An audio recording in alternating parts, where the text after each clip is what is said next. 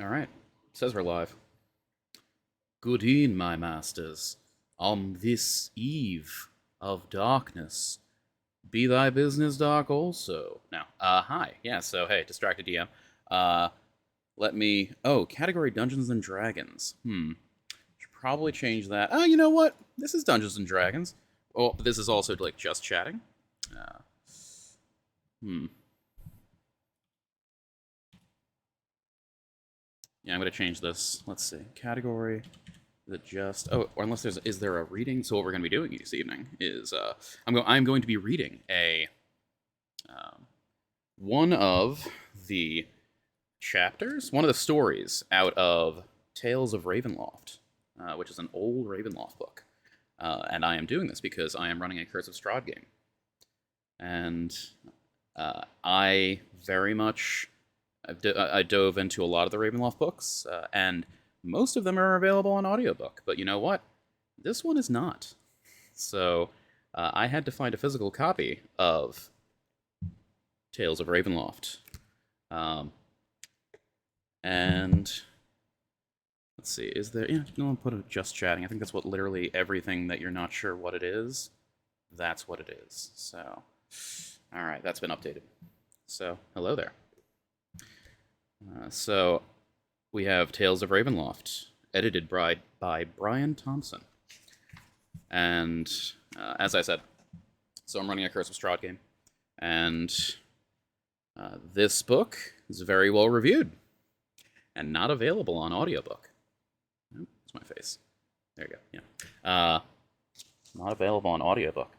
I like audiobooks because I have not been reading nearly as much as I used to. Right around COVID. But yeah. So we have the first story in the Crucible. The first story in Tales of Ravenloft. Oh, and look, it even tells us that there is an all-new Strahd von Zarovich story in here. If you have not read I, Strahd, I would really recommend it. It's a great book. The sequel is all right. It's pretty decent. The narrator's great. Love it. So, as I was saying, we are going to begin this 17-page story, which is good because it is 2 a.m. here, and I am a little tired, but I promised myself that I would stream today. And my wife also made me promise that I would stream today, / yesterday. So the first story, we have The Crucible of Dr. Rudolph van Richten. As Darkon's heavens deepened past indigo, receding beyond the ruddy backward reach of dusk, sinewy vapors slid between the trees and churned into dim mirages on the old forest road. Shadows lost their confining edges, merged and thickened. To scorn shelter in the land of mists after sunset was deadly folly. But for one traveler, the promise of a bright hearth and a warm bed had already slipped into darkness. Dr. Rudolph von Richten turned and grimaced at the burden lashed to the rump of his horse, the stiffening corpse of a dark-haired young man. "We may both be ghoul meat tonight, but I'll catch your people before the flesh-eaters find me, Vistana," he spat with a great deal more conviction than he felt. The lean, middle-aged herbalist searched for the diminishing horizon ahead, desperate for any sign of a brightly painted Vardo. He'd ridden hard since morning, yet the gypsy caravan, well, unfortunately, this is an old book. Yet the gypsy caravan had somehow outdistanced him anyway. There was no other route they could have taken from Rivalis. But he had seen no sign of them all day. Still, Van Richten rode on doggedly, as fearless of the impending night as a lamb of the chopping block. The Vistani had kidnapped his beloved child Erasmus, and all the torments that might descend out of the night were nothing compared to that loss. As Tasha trotted along the eclipsing lane, Van Richten scanned its overgrown borders. He spotted a slender oak branch that hung by a feeble tether of bark. The bow snapped. Oh, I'm sorry. The bow. The bow snapped off cleanly in his hand as he guided Tasha past it. Draping the reins over the saddle, he trimmed and peeled the wood into a crooked pole about as tall as himself. Then, Then, grasping the coarse linen shirt of the lifeless Vistana, he ripped free a wide swath, which he wrapped about the end of the staff and tied off, fashioning a long torch. Now, for the courage to light it.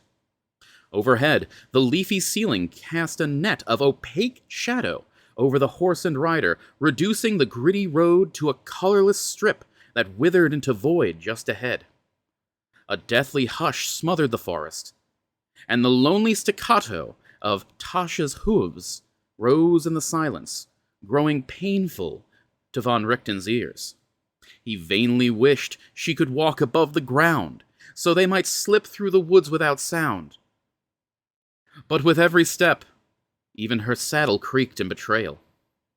All creatures of the day were deep in their lairs, while things that creep in the night were just rising, pricking up their ears at the isolated clip-clop in the spreading blackness. The anguished father wondered if he could keep the path without a torch. They were alone, and he wanted to remain so. Dr. von Richten was just a peaceful herbalist from a small village, no match for danger, and only the torturous vision of Erasmus drove him on. A man who braves the dark on night, went the saying, will see wondrous things before he dies.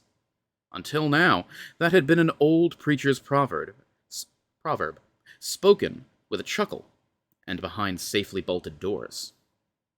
The merest suggestion of a queer noise implanted in von Richten's ear, and a cold shiver wrung his spine. A dim wisp of light flashed in the nearby underbrush, or so he thought. He ogled the dark spot, but spied nothing beyond the murky flank of the road. A shadow flitted by von Richten's stirrup. His eye darted after the motion, but caught only a snatch of gyrating mist. He blinked and squinted at the deathless surroundings, then shivered again.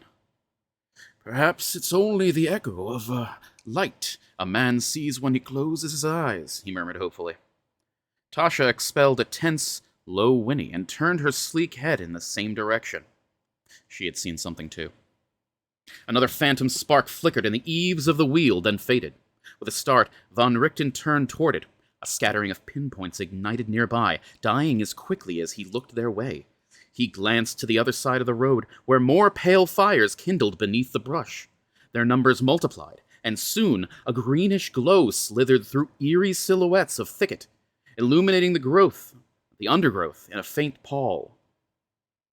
Another shadow rolled by underfoot, spooking the horse, and the rider nearly lost his balance as she shied from it. Easy, Tasha girl, easy, he urged, soothing the mare with a stroke on her gray, dappled neck. It's only the mist and fairy fire. Tasha threw back her head and snorted anxiously, stamping one hoof and then another. I suppose I must light the torch, von Richten muttered, putting down the reins once more, and reaching into the chest pocket of his woolly coat for a small, spring-loaded spark block. He squeezed the roughened grip of steel against the small flint bar, compressing the spring, then releasing it.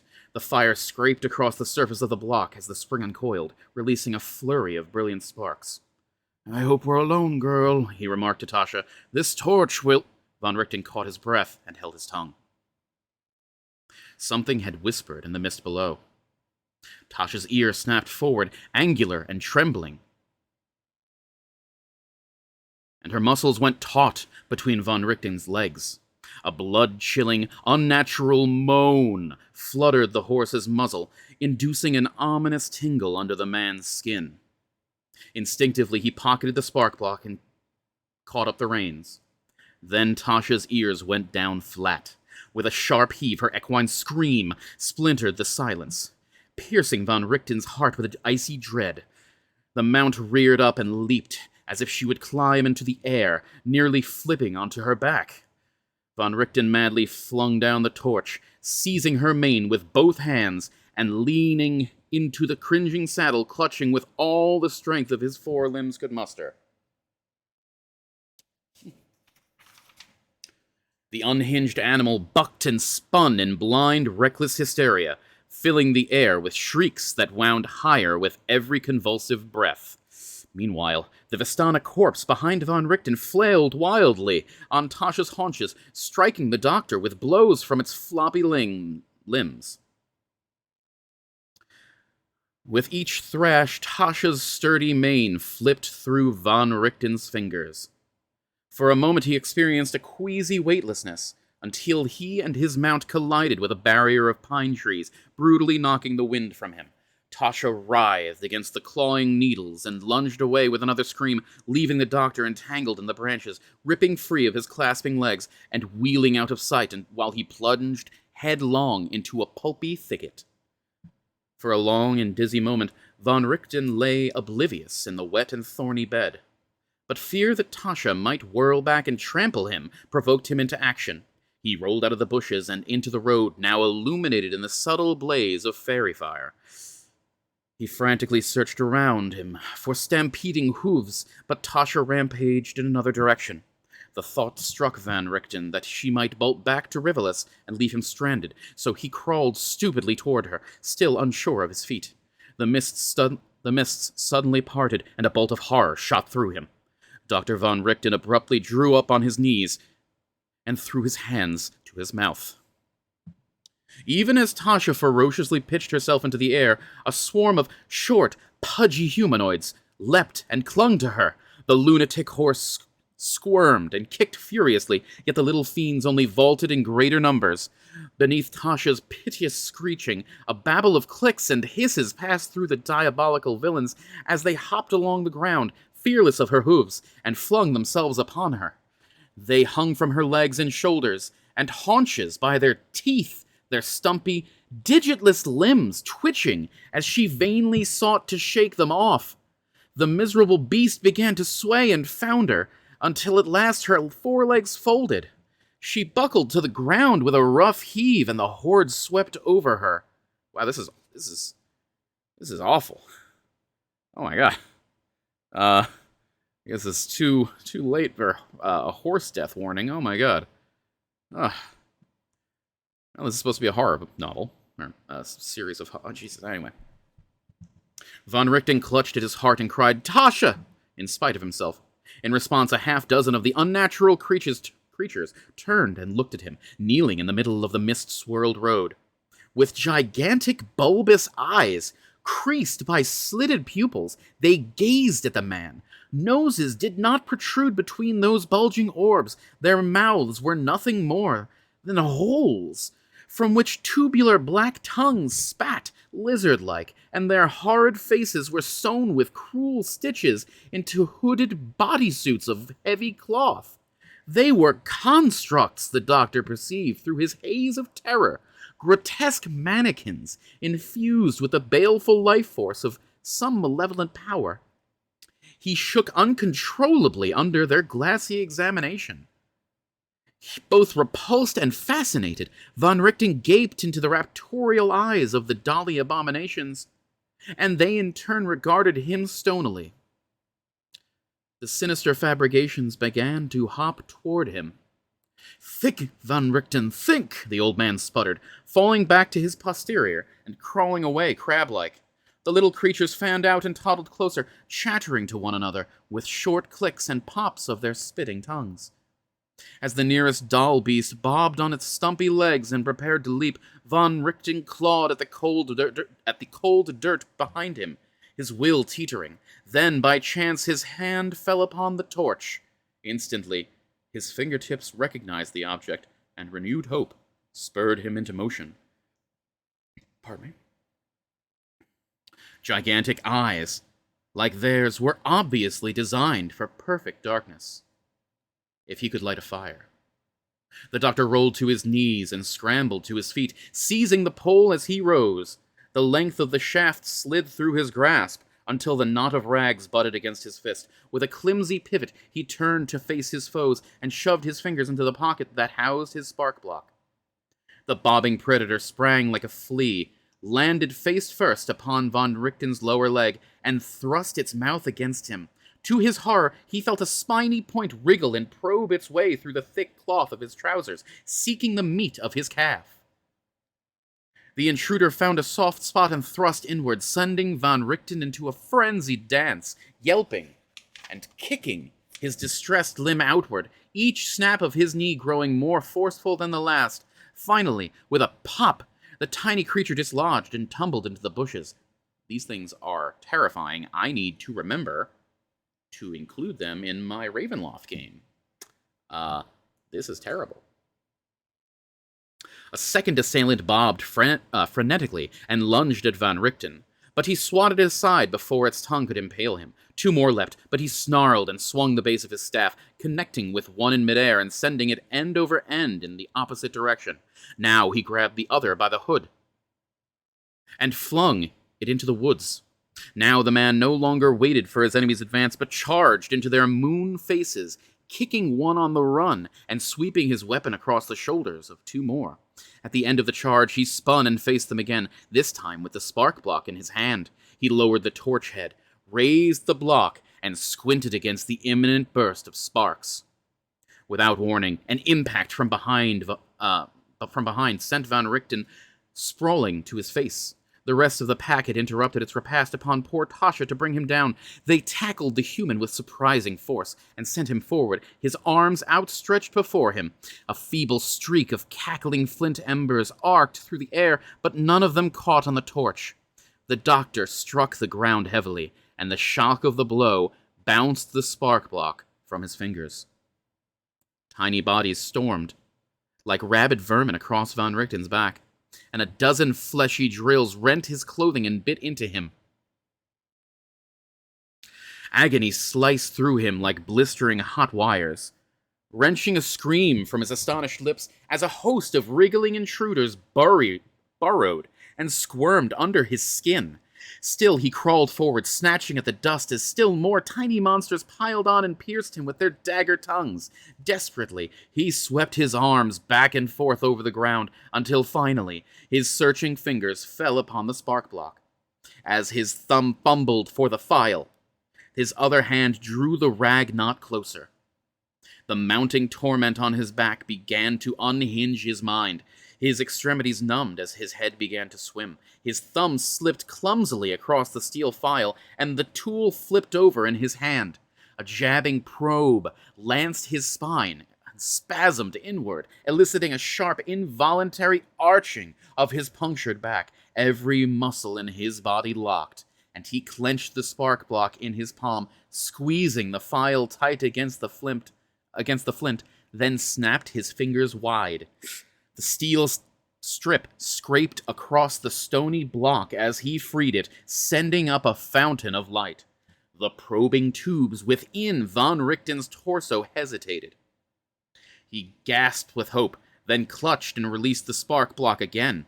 A bright shower of kindled stone skidded across his palm, and the torch beside it.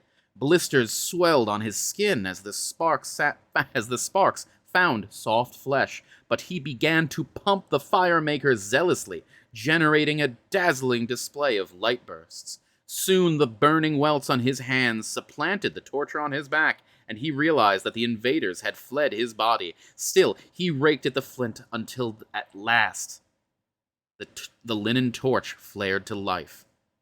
Von Richten climbed drunkenly to his knees, planted the tip of his staff in the road, and pulled himself to his feet. His smoky torch sent up a dirty ribbon of soot and cast a yellowish glow over the bushes around him, jittering with scurrying foes. He stared dazedly after the movement until the pounding in his ears subsided. Slowly, the internal cacophony diminished, only to be replaced by a grating shuffle behind him. This guy cannot catch a break.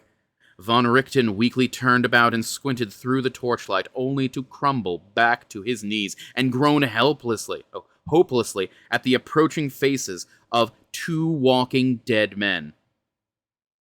"He who braves dark night indeed sees wondrous things before he dies," Von Richten moaned. The zombies' waxy skin sagged from the bone beneath their eyes, puckering around the neck and cracking at the folds. Their splintered teeth were clogged with dirt beneath wide-cleft, blackened lips. Brittle hair tangled in wiry chaos atop their seeping heads, sometimes bordering upon an encrusted patch of sloughed-off scalp, and rotten clothing clung pointlessly to the meatless bones wrapped in torn, leathery skin. "Whatever you are," he pleaded, "I beg of you, raise me to living death if you must, but leave me the will to avenge myself upon the Vistani." The dead men halted and hovered silently over him, radiating frigid oblivion, then spoke, moving their lips in unison. "I am the voice of Lord Aslan," they croaked through moldering vocal cords. "The Wizard King? Here? Lord Aslan?" stammered the man. The king was a powerful wizard, but to detect the plight of a subject at the very borders of his domain, let alone come to the rescue, was astounding. He must have used his magic to animate the dead men and make them perform his will. "Identify yourself," the dead ordered monotonously. "I am Rudolph von Richten." Another corpse joined the pair from behind, this one a female with her throat torn open. "I know you," claimed all their flayed lips together. Some with a hiss, others with a croak. "You are a physician of Rivelis." "Yes, Lord Aslan. Thank the gods you are here!" exclaimed Van Richten, fighting down the rush of bile in his mouth at the sight of scrolling eyes and air-dried bones. "Do not rejoice, Van Richten. There is no mercy for those who defy curfew. Only one thing stays your death: curiosity. What are the Vistani to you?" Another zombie shuffled up and joined the chorus. This is kind of cool. Von Richten stared dumbly at the ribbon stumps of his fingers, worn away from digging free of the earth. "Speak! What are the Vistani to you?" they all asked in sepulchral tones. The man's gaze sank to the ground as the story formed in his head. "They came yesterday to my house in Rivelis and demanded that I treat one of their tribe, Radovan Radonovich. That man, there." Van Richten pointed to a trembling finger at the raven-haired Vistana, who lay in a heap beside Tasha's scored, crimsoned haunches. "But he was too sick. I couldn't save him." Von Richten's throat constricted as the memories focused. "He was the son of their leader. She accused me of letting him die, and she threatened to curse me. I told them they could have anything of mine if they would withhold their terrible powers. And when I awoke this morning, I found that they had chosen to take my son." The doctor halted, swallowing his rage like a shard of broken glass. "Old Bellendorf, my neighbor, saw them go west," he finally growled. "I've chased them all day, but they're faster than I expected." More zombies lumbered into the simmering circle of fairy fire, which now outshone the dwindling embers of cloth on the torch, and he could hear the graceless shuffle of even more approaching.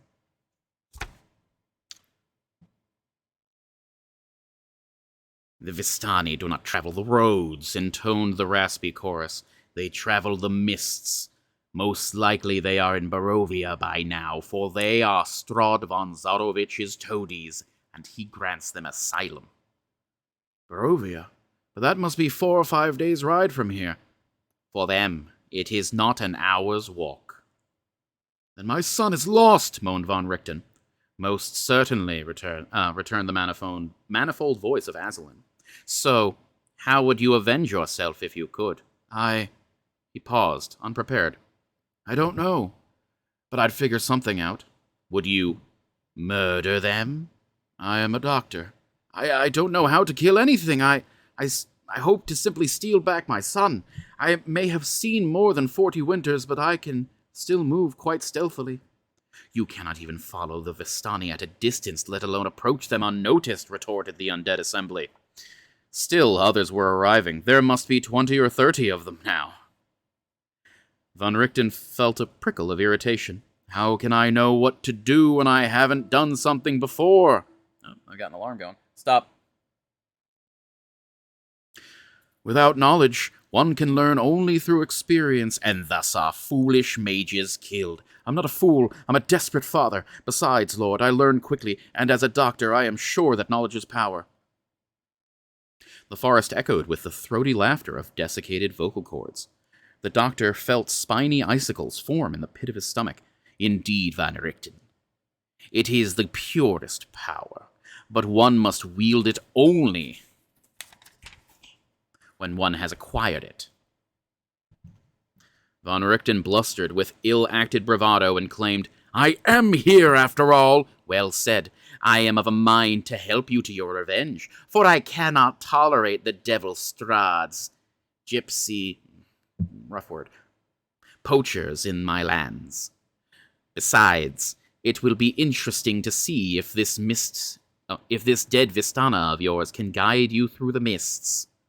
You can restore his life, cried the doctor with sudden hope and awe. That would be perfect. Surely the Vistani would return my boy if Radovan is returned to them. I did not say I would restore his life. The chorus began to whisper, first in unison, and then in dizzying counter-rhythms that blended into an acidic hiss. Ebony coils belched from their mouths and slithered across the ground, coalescing into a shiny, scaly cord that wormed its way into Radovan's mouth in search of his unbeating heart. When the ebony tip curled and sank beneath his lips, between his lips, the chanting subsided, and Radovan's eyes fluttered open. He wobbled to his feet and stood crookedly, for his spine had snapped when Tasha had fallen. The youth's slack-jawed, listing face was flushed with chalky blue, and his chestnut eyes rolled back, white, while his swollen tongue punched between his teeth, and waved in the air as if it were lapping at the remains of the inky smoke that had animated him. Fetch the bridle of the horse, commanded Aslan's multitude. Too numb to question, Von Richten stumbled to Tasha and knelt beside her head. Her icy blue eye lay open wide in motionless terror. He stroked her jaw, shot with oozing sockets, and mumbled, I'm sorry, girl. A pang of guilt stabbed him as his hand caressed the velvety lip. Gently, he unstrapped the bridle and slipped it off her muzzle. Put the bit into the mouth of the Vistana, ordered the voices. Von Richten looked at Radovan, perplexed. You want me to put the bridle on him? Correct. Will he not attack me? By my will, no unliving thing may touch you this night. Von Richten squinted at Radovan, then at the mortified congregation. Finally, he scanned the darkness around him. And what about the ghoulies in the bushes? Your perceptions are sharp, Doctor. The blood hunters are indeed not undead. But all things in Darkon, living or otherwise, are at my command, and will not accost you. Now, obey me. You have even that much power, Lord Aslan, uttered Von Richten, stricken by the thought. How do mortals possess such omnipotence? Obey me, commanded the multitude. Yes, Lord. Von Richten stood before Radovan and searched his lolling, dark irises. They returned his gaze in a cadence of movements, but no glimmer of sentience shimmered behind them. Nothing except perhaps some instinctive craving for some forgotten thing long gone. Gingerly, the doctor reached out, grasped Radovan's cold chin, and forced the bit of the bridle between his crusty lips, pinning back the wagging tongue. He slipped the muzzle strap over the top of Radovan's head and cinched it behind, letting the rest of the harness and reins dangle to the ground. The deathly voice of Aslan instructed, Obey me. Hold this minion's reins, and he will heed your commands. Learn if he can guide you through the mists. Report to me, Van Richten, if you return. Dr. Von Richten reluctantly took up the reins. Radovan, he whispered, but the gypsy made no reply. Radovan, he repeated louder, take me to your people. The zombie lingered a moment longer, then turned its back on the doctor, and paused again. Radovan, damn you! Take me to your mother!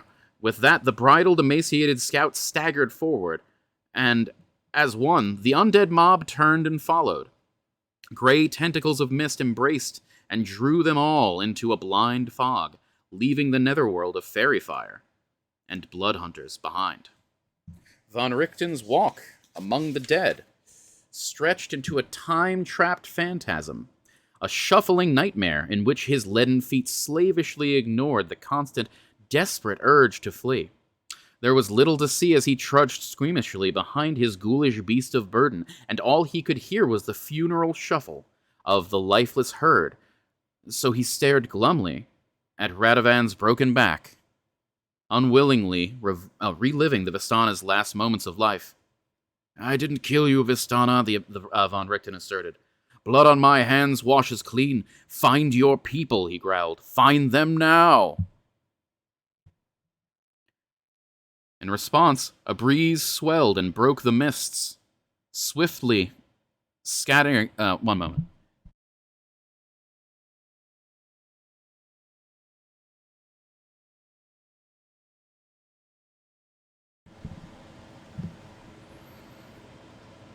Let's see. In response, a breeze swelled and broke the mists, swiftly scattering them to reveal the foothills of an unfamiliar, mountainous region. Von Richten searched the terrain around him and wondered at stark, keen-ridged peaks to the east, carving a jagged horizon in the starry sky. The heavens behind him were vaguely blue, portending morning's advance, but dawn was at least an hour off. Slowly, the size of the undead horde around him dawned on Dr. Von Richten. A great host of them, perhaps 100, stood by in a huge crescent. They gibbered with ravenous urgency while their mindless presence pressed against Aslan's invisible barrier, grasping for a seam with an unconscious, unliving will of their own. Only Radovan looked away from Von Richten to the south, along a grassy road that led over a knoll.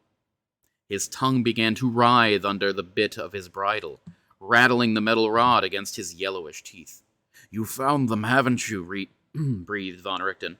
And as if they understood his words, the legion of corpses turned and lumbered toward whatever lay over the ridge. What to do? The undead would shred any living thing they found. What if a farm lay beyond the ridge? Even if the kidnappers were there, was this what he wanted? What if the zombies should attack Erasmus? Von Richten dropped Radovan's reins and jostled through the moving throng of undead. They groaned hungrily at him, but let him pass. He crested the hill and looked down a short expanse into a glade of poplars, where he spied the twinkle of a campfire. The leafy cover of the glade around the bivouac did little to hide the rounded roofs of 3 large wagons. It was the Vistana caravan. The undead mass lurched forward, grasping with their claws and grumbling in an incoherent agitation, but as they neared the camp, an alarm went up. From within the advancing mob, Von Richten watched the gypsies rush about, casting glittering dust into the air and making frantic gestures. 2 dark-haired men swung thick staves at the first zombies to reach the camp, beating them to the ground. Another cadaver cast itself upon a defender, and 2 of them went down. The 2 of them went down. The man began to scream as it bit into his shoulder. A young girl snatched up a heavy staff and jabbed it sharply against the ghoul's ragged skull, knocking the head from its shoulders. Meanwhile, the dead circled the encampment, but their inward progress halted as the gypsies completed a warding circle. Still not comfortable with that word. Sharp commands rose above the grunts and sighs of the thwarted zombies as they huddled on the perimeter. Von Richten sought their source and finally sighted a hunchbacked old woman. It was Madame Radanovich, rushing among her people, snapping out orders and reinforcing the perimeters with somatic hexes of her own. As he looked upon her frightened yet resolute face, Von Richten seethed in vexation. Without a plan, he parted the wall of undead and crossed the warding line. 2 of the tribe moved to halt him, but fell back amazed when they recognized him. "Madame Radanovich! Thief!" he charged. "Dr. Von Richten," gasped the wrinkled woman. "How came you to Barovia? Have you set these flesh-eaters upon us?" Where is my son? Give me my son, he cried in answer. Radanovich looked over the zombies, then back at Van Richten with hardened eyes. No!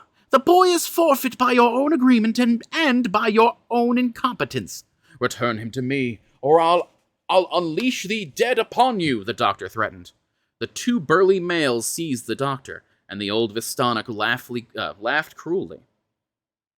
Your brainless minions cannot touch us, Van Richten, she sneered. We know their ways better than you. I want my son, witch! Madame Radanovich hobbled up to the prisoner and gazed into his pale blue eyes. We sold the Giorgio child for fair profit. He now belongs to Baron Metus. She gestured to the east with her head. If you want the child back, deal with him. Sold Erasmus, gasped Von Richten. Why, I will. He struggled against the rough hands that held him. The old Vistana laughed. What will you do, little doctor? Your companions can't reach us, and it's a wonder you even found us. She paused and frowned. How did you find us? Only the Vistani can travel the mists. In spite of his predicament, Von Richten realized it was his turn to smile. Radovan showed me the way, he replied, grinning enigmatically. Radovan, she sputtered, taken aback. My Radovan? She began to cast worried glances toward the undead. Dr. Van Richten, where is my son? Call him, whispered Van Richten coolly. Call your son. No. Then I will. Radovan, come to me. This is fucked up. Messed up, whatever.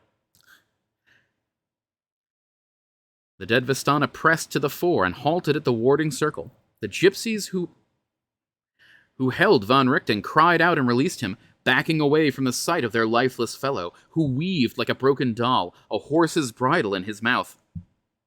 Madame Radanovich wailed and wrung her hands, moaning, Black gods, my poor son! Von Richten rushed to Radovan, seized his reins, and snarled, Here's your son, witch! Don't you want him back? I've brought him for you! The doctor flipped the reins over the dead gypsy's head and began to pull him across the invisible barrier.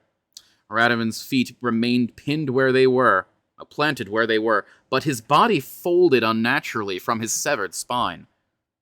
He seemed to look at Von Richten as if to plead to be not pulled so, but the man tugged harder. Finally, with a stumble, the zombie crossed the line. He is inside the circle, yelled a young Vistana girl. Now, Radovan staggered past Von Richten and moved toward his mother. Stop! She cried, making a sign against her son, but he continued toward her. Von Richten caught the reins and held them, and Radovan paused. Tell me where to find my son, demanded the doctor, and the entire army of undead pronounced it with him. Where is Erasmus? They asked in unison. Wow, that's cool. Madame Radanovich's expression changed from fear to horror, and finally to fury. She pointed two fingers at a thumb at the doctor and hissed, I curse you, Rudolph von Richten, with all the power I have to lay you low. Live you always among monsters, and see everyone you love fall beneath their claws, starting with your son. Erasmus is the slave of Baron Metus, and he will be forever, she laughed hysterically and cried, The Baron is a vampire! No, cried Van Richten in horror. No, a vampire, no! Hatred burst his heart, transporting him beyond reason, and he blathered, You curse me, Madame Radanovich? You curse me? I say, feel the power of that oath redoubled upon you. I curse you! I will have my son back, and you will have yours! He threw down the reins and cried, Go to her, Radovan! Van Richten turned all the terrified gypsies and screamed, I curse you all! Living dead, take you as you have taken my son! To the zombies, he bellowed, Take them all! The army of undead writhed on the circle, pressing against it with inflamed determination, until one of them suddenly broke through where Radovan had crossed. Then another penetrated the ward on the other side of the camp. Wow, this is happening. Then another screams of alarm went up among the tribe as the circle collapsed, and the mass of voracious corpses swarmed over the camp. Some of the living futilely swung weapons or tried to flee before collapsing under the rush of starving, oblivious carnivores. The Vistani's terrified wails rang through the countryside as the ghouls chewed upon their raw, human flesh. The stench of fresh meat thickened the air, and slowly it penetrated von Richten's delirium of rage. He gaped in shock as Radovan tore the bit from his mouth and began to devour his own mother before her bulging eyes. "Stop!" he shouted, but the feeding frenzy was long beyond control. "Stop!" He bawled again, then ran from the butchery, leaving the undead to finish their human repast with smacking lips and licking tongues. He careened down a footpath away from the carnage, crashed into some bushes, and lay there, retching in utter misery. Soon his dry heaves gave way to sobbing, and he wept until dawn. "I am a murderer," he confessed woefully, "and I will never be the same." When the sun began to cast its beams across the peaks of the mountains, brightening their snowcaps with blue-white radiance, Van Richten sat up and wiped his eyes and mouth. There, in the wilds of Barovia, far from home, he realized that he had survived the night. It was more terrible than he could have imagined, yet still he lived. Dr. Van Richten looked toward the east. Somewhere out there, his son remained the prisoner of a vampire. It was said that those creatures must sleep by day, and if Erasmus had somehow survived the night as well, perhaps Van Richten might still find him. Weakly, he stood and staggered off to climb the rocky slopes. He would find this Baron Metis, and nothing would daunt him, ever again. It is with some measure of trepidation, and yet infinite resolve, that I, Rudolph von Richten, begin this journal as I begin a new life, if life I can call it. In truth, I am more like an undead creature, for all that I knew of life is gone, and I am most assuredly a foul murderer. Madame Radanovich's tribe is slaughtered by my hand, for I set doom upon them like vicious dogs upon a fallen beast. My son, whose rescue was my only chance for vindication, for redemption itself, is dead. Again by my hand, for he was transformed into a monster by the vampire Metis, and it was I who drove the killing stake through his tender heart. My beloved wife Ingrid is dead, and still, again I am to blame, for I threatened Baron Metis before fleeing Barovia, and he proceeded me to Darkon, and vented his wrath upon her. Holy shit. I should have died that night on the Ludendorff road, when the Bloodhunters attacked. And perhaps I did, for all that is left of me is hatred and malice, which inflame my spirit beyond mortal limits. Because of Metis, I have dipped my hands into blood whose taint shall never leave me. I am forever lost to the night, belonging only among those whom I would obliterate with my own bare hands. If death will allow me to be its champion but once, if I may only live to see Baron Metis delivered into everlasting darkness, I will gladly yield what life remains in me. I'll make no claim to heroism in the assassination of the fiend, but if even one person is spared my agony by the destruction of Metis, then I may rest in peace. Rudolph von Richten, Rivalus Darkon, King's Calendar, 735. Well, that was the first story in Tales of Ravenloft, edited by Brian Thompson. Who wrote that one? David Wise. Man, okay, so David Wise really gave me some ghoulish horror there. He described some stuff in a good way. Unfortunately, when was this book published? Copyright 1994. So, unfortunately, this book was published in the 90s and has that word, which we now call Romani. Unfortunately, the Vistani are based off of them, although in a very stereotypical way. So, I hope that My reading of the word here does not cause anybody to use it. Yeah. So, that was the first story out of Tales of Ravenloft, and I hope that this stream, I hope the audio was good in this stream, because I didn't check it. I am a novice streamer. So, that is it for tonight. May all your eves be as dark as this, the heart that beats in your chests. No, I got nothing. I was making that up as I went. Okay, well, let's see. Oh, yes, so hello and goodbye. I am Distracted DM. Hi and goodbye. Yeah, thanks for spending some time with me, and I'll see you in the dungeon.